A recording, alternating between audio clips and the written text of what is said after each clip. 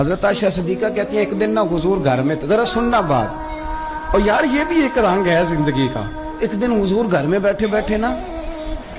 میں یہ تو نہیں کہتا کہ سرکار بور ہو رہے تھے، میں یہ جملہ تو نہیں بولتا، شایان شان نہیں سرکار کے، لیکن نبی کریم صلی اللہ علیہ وسلم بیٹھے بیٹھے نا چپ کر گئے، اور دیر کے بعد حضور نے فرمایا، عائشہ تھی سیدہ عائشہ صدیقہ، سیدہ حفصہ تھی، حضور نے فرمایا عائشہ کسی صحابی کو بلاؤ مجھ سے باتیں کرے، یعنی یہ پہلو نرالا ہے، کسی کو بلاؤ ذرا مجھ سے باتیں کرے۔ تو جناب عائشہ کہتی ہے میں نے آؤ دیکھا نہ تاؤ دیکھا، بیٹیاں تو بات ہی باپ کی کرتی ہیں، اور نمبر دوسرا لگ جائے تو پھر بھائیوں کی، چلو تیسرے نمبر پہ میاں صاحب کی بھی باری آئی جاتی ہے، لیکن پہلے یہ دو نمبر یہ ہوتا ہی ایسے۔ تو حضور نے فرمایا کسی کو بلاؤ ذرا مجھ سے باتیں کرے، تو حضرت عائشہ صدیقہ عرض کرنے لگی حضور بلاؤں اپنے ابا جان کو،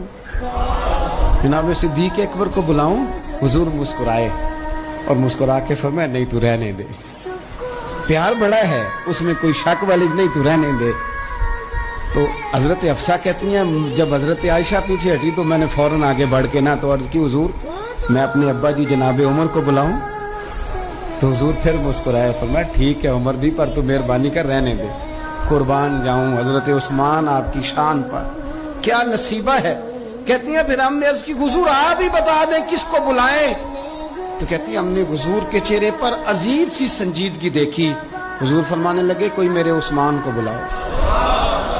کوئی میرے عثمان کو بلاؤ، میں اس سے باتیں کرنا چاہتا ہوں۔ کہتی ہیں پیغام چلا گیا، عثمان آ گئے، پردہ گر گیا، بیویاں اندر چلی گئیں، حضور نے پہلو میں بٹھا لیا، میرے نبی نے ماتھا بھی چوما، حضور نے پیار بھی کیا اور فرمایا عثمان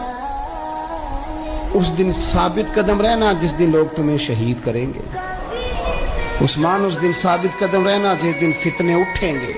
اس دن ثابت قدم رہنا جب لوگ تیری قمیض اتارنا چاہیں گے جو اللہ نے تجھے پہنائی ہوگی، فرمایا اس دن ثابت قدم رہنا۔ حضرت سیدنا عثمان غنی نے آنکھ اٹھائی، ہلکے سے آنسو چمکے، عرض کی حضور آپ دعا کر دینا اللہ عثمان کی مدد فرما